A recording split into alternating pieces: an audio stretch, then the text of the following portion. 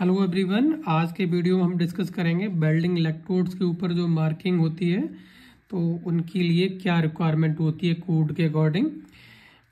Marking होने का purpose ये है कि कोई भी इलेक्ट्रोड है उसको आप किस तरीके से आइडेंटिफाई करेंगे।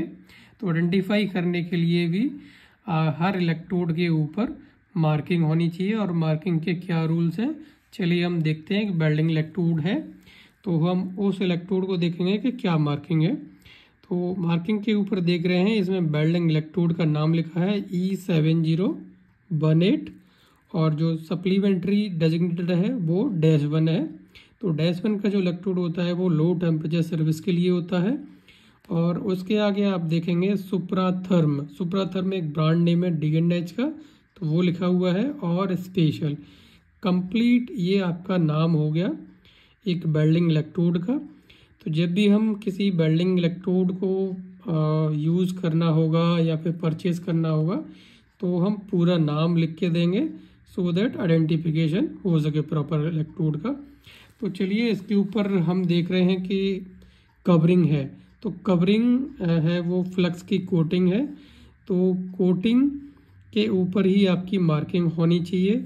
और मार्किंग की लेंथ है वो जो कवरिंग स्टार्ट होती है वहाँ से विद इन 65 mm के अंदर या फिर 2.5 इंच के अंदर ही मार्किंग स्टार्ट हो जानी चाहिए। ये कोड के अकॉर्डिंग आपकी रिक्वायरमेंट है कि विद इन 65 mm में मार्किंग आपकी स्टार्ट हो जानी चाहिए।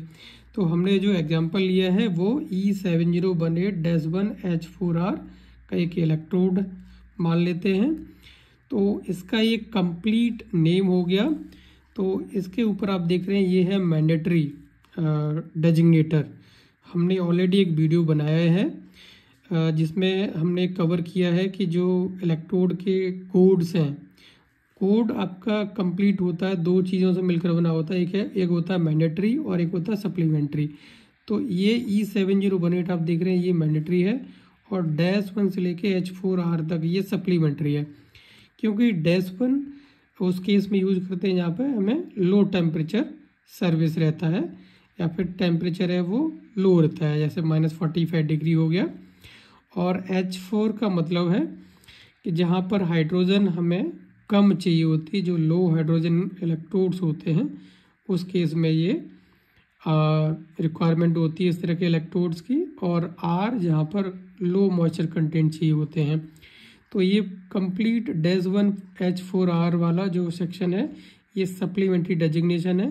तो एक वेल्डिंग इलेक्ट्रोड के ऊपर कंप्लीट मार्किंग होनी चाहिए। और साइज लंबाई हमने देखी कि ये विद इन 65 mm के अंदर ही होना चाहिए। और जो मार्किंग का जो कलर होना चाहिए वो ब्लैक बोल्ड होना चाहिए। साइज मार्किंग का जो आप लेटर्स होंगे वो इतने बड़े होने चाहिए कि कोई भी इजीली उसको रीड कर सके। सो गाइस ये रिक्वायरमेंट है वेल्डिंग इलेक्ट्रोड्स के मार्किंग के रिगार्डिंग। थैंक यू गाइस, आज की वीडियो में इतना ही।